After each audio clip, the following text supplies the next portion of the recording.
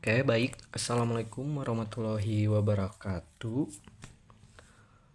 Teman-teman, di sini perkenalkan nama saya Reni Kamaludin dari program studi D4 Teknik Informatika dengan NPM 714230030 dari kelas D4 Teknik Informatika kelas 3A. Oke, jadi di sini saya akan mempresentasikan sebuah teknik krusial dalam optimalisasi machine learning, yaitu Recursive Feature Elimination atau RFE. Nah, jadi teknik ini adalah rahasia di balik model prediksi yang ringan namun dia juga akurat. Oke, kita lanjut ke slide selanjutnya. Oke, di sini konsep dan definisi. Nah, sebelum kita ke codingan atau masuk ke teknisnya, kita juga harus paham pondasi berpikirnya. Mengapa kita butuh menyaring data dan apa sebenarnya makhluk bernama atau logik dari RFE ini. Nah, bayangkan Anda tuh punya ratusan atau ribuan gitu variabel data, tapi tidak semua berguna.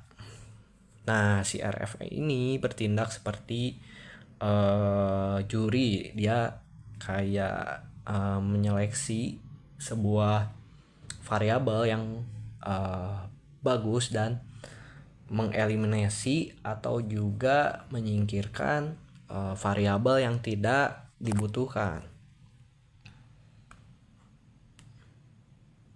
Seperti itu. Jadi artinya dia melatih model dengan semua fitur dulu.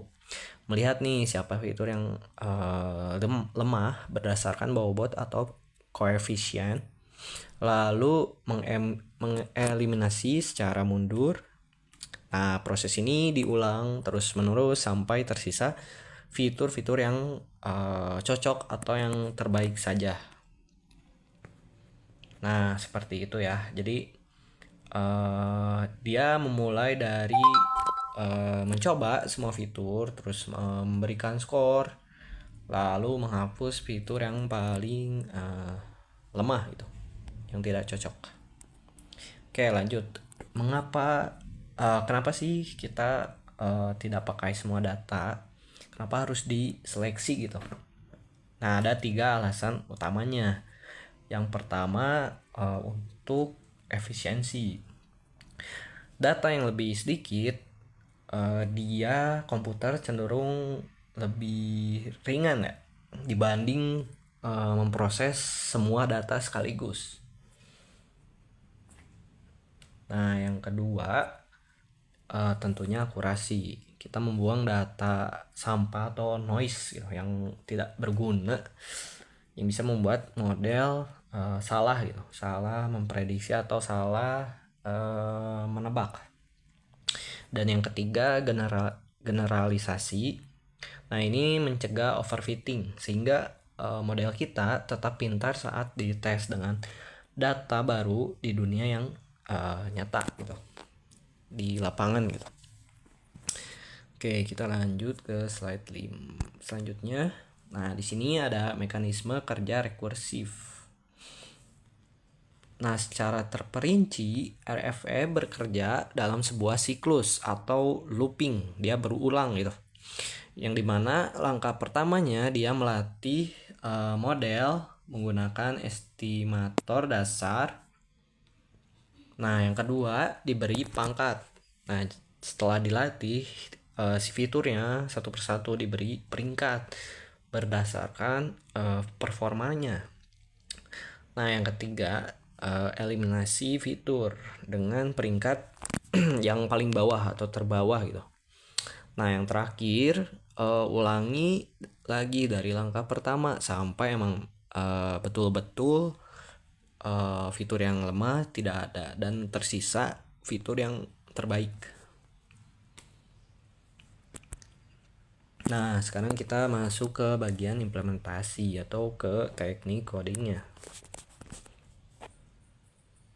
Nah, di sini kita coba pakai Python ya dengan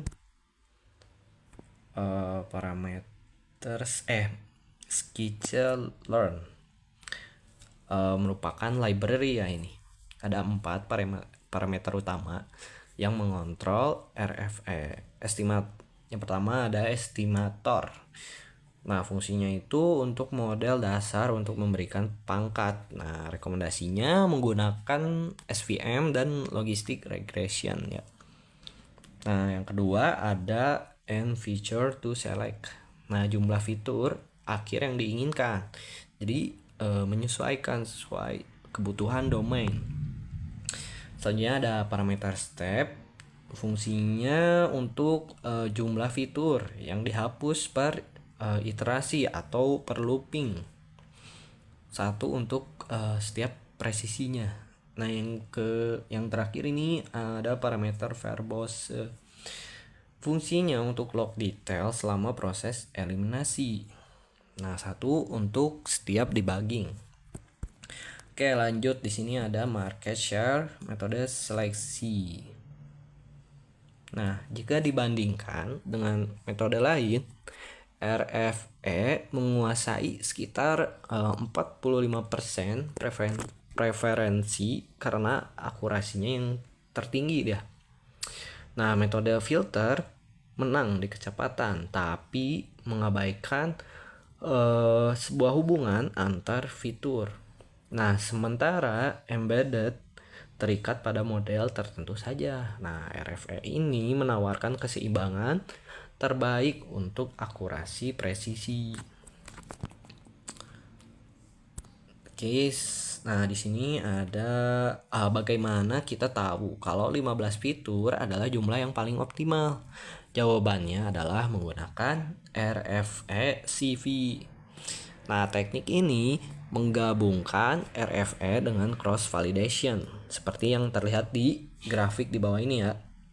Akurasi model terus naik dan mencapai puncak di titik 15. Jika ditambah lagi, nah ini ya ditambah jadi 20 fitur, dia malah turun. Jadi kayak 15 itu udah cukup.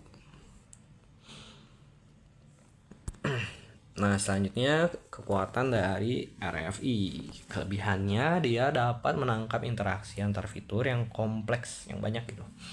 Sangat fleksibel juga, bisa digunakan untuk regresi dan klasifikasi. Nah, yang terakhir memberikan ranking fitur yang bisa dibilang stabil ya. Nah, terus ada juga kekurangannya, dia itu mahal secara komputasi karena dia terus mencoba satu persatu fitur dan memberikan skor ya terhadap fitur tersebut. Terus yang kedua, rawan overfitting jika dataset terlalu kecil. Nah, dia membutuhkan data yang banyak ya. Yang terakhir, hasil tergantung pada pemilihan estimator awal.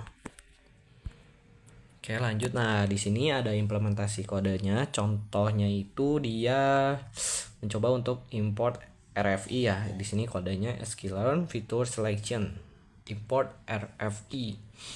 Nah, terus juga ada import FVC. Nah, seperti ini ya konfigurasinya. Nah, tinggal kita print aja, terus kasih string ranking menandai ya. Oke, mungkin sekian dari penjelasan saya mengenai RFI. Jika ada teman-teman ingin bertanya, boleh aja komen di bawah video ini. Oke, terima kasih. Mohon maaf bila ada salah kata.